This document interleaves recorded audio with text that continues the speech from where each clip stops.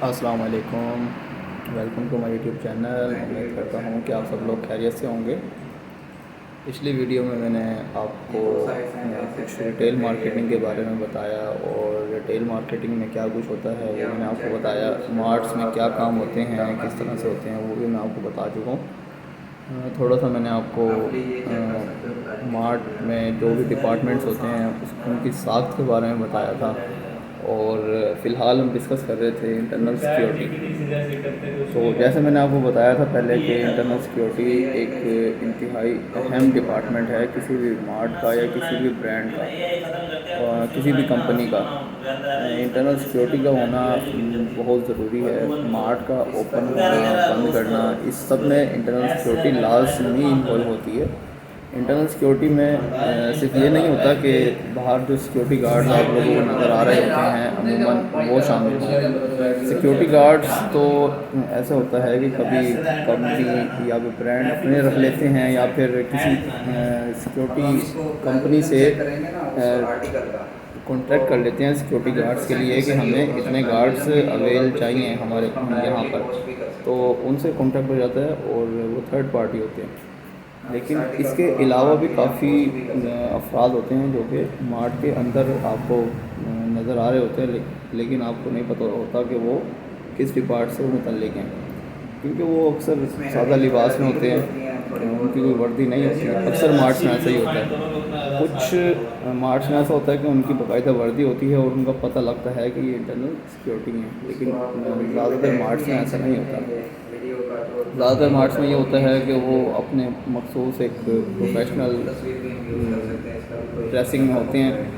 Jeans की pants पहनी होती हैं या फिर ड्रेस पैंट शर्ट होती है, नीचे प्रॉपर शूज़ होते हैं। ये उनकी ड्रेसिंग होती है, जैसे नॉर्मल कोई भी पढ़ा लिखा या फिर नॉर्मल जो ड्रेसिंग होती है। तो इंटरनल सिक्योरिटी का बेसिकली काम ये होता है कि कोई भी चीज़ इन हो या आउट हो, इंटरनल सिक्योरिटी के मौजूद होते हुए ही होती है और इंटरनल सिक्योरिटी की अप्रूवल से ही होती है।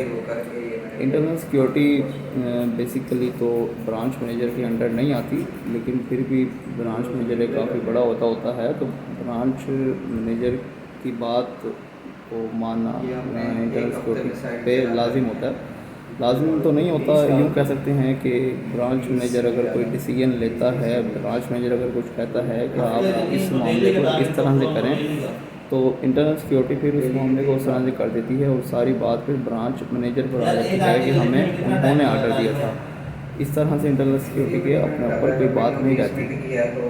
लेकिन देखा जाए तो इंटरनल सिक्योरिटी के अलग हेड होते हैं, किसी भी ब्रांड में अलग इंटरनल मैनेजर होते हैं। ऑपरेशंस वाली फील्ड से उनका कोई ताल्लुक़ नहीं होता। ये इस तरह से कहा जा सकता है कि किसी भी मार्ट में, किसी भी ब्रांड में इंटरनल सिक्योरिटी इस्टेब्लिशमेंट का काम करती है। जैसे कि किसी भी मुल्क में इस्टेब्लिशमेंट होती है, डेमोक्रेसी है, इस तरह की चीज़ें होती हैं, इस तरह से मार्ट में भी होता है। तो इंटरनल सिक्योरिटी बेसिकली इन गेट पर इसके काफ़ी सारे प्राइस होते हैं, एग्ज़िट गेट पर होते हैं वो लोग, और इसके अलावा जो वेयर हाउसेस होते हैं वहाँ पर वो लोग मौजूद होते हैं, और किसी भी मार्ट के फ्लोर पर वो लोग मौजूद होते हैं। और इसके अलावा मुख्तलिफ पॉइंट्स होते हैं, मुख्तलिफ चीज़ों को देख रहे होते हैं। किसी भी मार्ट में कोई भी ऐसी चीज़ नहीं है जो कि इंटरनल सिक्योरिटी के अंडर नहीं आती। इंटरनल सिक्योरिटी हर चीज़ में इंटरफेयर कर सकती है, हर चीज़ को चेक कर सकती है, कैशियर्स को, पार्ट्स के स्टाफ को, हर चीज़ को तकरीबन। इंटरनल सिक्योरिटी के पास कंट्रोल रूम होता है, वहाँ पर सीसीटीवी ऑपरेटर्स बैठे होते हैं। पूरे मार्ट में आपने देखा होगा कि जगह जगह कैमरे मौजूद होते हैं, तो इन सब का कंट्रोल इंटरनल सिक्योरिटी ही देख रही होती है, और जो एक्सटर्नल गार्ड्स होते हैं वो भी इंटरनल सिक्योरिटी ही कंट्रोल कर रही होती है। तो अगर देखा जाए इन गेट का, इन गेट का तो आपको बता ही चुका हूँ पहले कि इन गेट में इंटरनल सिक्योरिटी क्या काम करती है, वो तो मैं एग्जांपल आपको दी थी। इसी तरह जो अगर आप आ जाए एग्जिट गेट पर, तो जो भी चीज़ आउट होती है उसको प्रॉपर चेक करता है इंटरनल सिक्योरिटी का स्टाफ। उसके अंदर ये देखा जाता है कि अगर कोई चीज़ कस्टमर लेकर जा रहा है तो उसका बिल हुआ है कि नहीं हुआ। बगैर बिल के कोई चीज़ भी बाहर नहीं जा सकती। इंटरनल सिक्योरिटी उसको रोक लेती है। इंटरनल सिक्योरिटी का बेसिक मकसद यही है, और इंटरनल सिक्योरिटी ही है जो कि चोरों वगैरह को पकड़ती है। और मार्च में ये होता है कि कोई चोर वगैरह अगर पकड़ा जाता है तो उसको पुलिस के हवाले नहीं किया जाता ज़्यादातर। हाँ, कोई अगर ज़्यादा कोई शोर कर रहा हो या ज़्यादा कुछ परेशान कर रहा हो तो फिर उसको पुलिस के हवाले कर दिया जाता है। वरना फिर मार्च में इंटरनल सिक्योरिटी की पहली कोशिश ये होती है कि वो अमाउंट रिकवर की जाए उससे।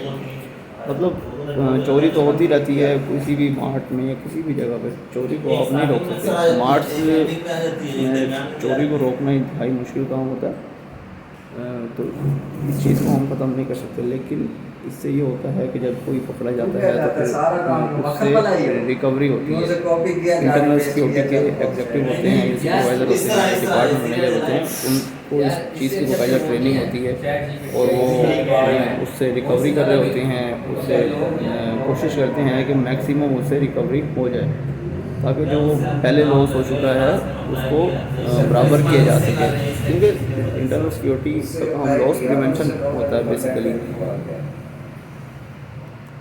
तो एग्ज़िट पे अगर कोई आता है तो वहाँ एग्ज़िट पे मशीनें लगी होती हैं जिनको सेंसर्स लगे होते हैं, जिनको EAS कहते हैं, इलेक्ट्रॉनिक आर्टिकल सर्विलेंस लगे होते हैं। किसी भी मार्ट्स में अगर आप जाएँ तो वहाँ पर जो मुख्तलिफ डिपार्ट्स की मुख्तलिफ चीज़ें होती हैं उस पर इंटरनल सिक्योरिटी डिपार्ट्स वालों को सॉफ्ट टैग या हार्ड टैग फराहम करती है।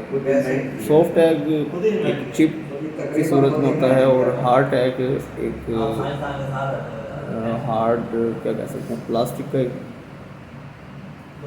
टैग सा होता है जो कि किसी भी चीज़ पर उसको लगाया जा सकता है। तो उन सब चीज़ों को काफ़ी मदद मिलती है इंटरनल सिक्योरिटी को उन सब चीज़ों से, और इंटरनल सिक्योरिटी की कारकर्दगी काफ़ी बेहतर हो जाती है। तो इंशाल्लाह नेक्स्ट वीडियो में इसको मज़ीद हम एक्सप्लेन करेंगे।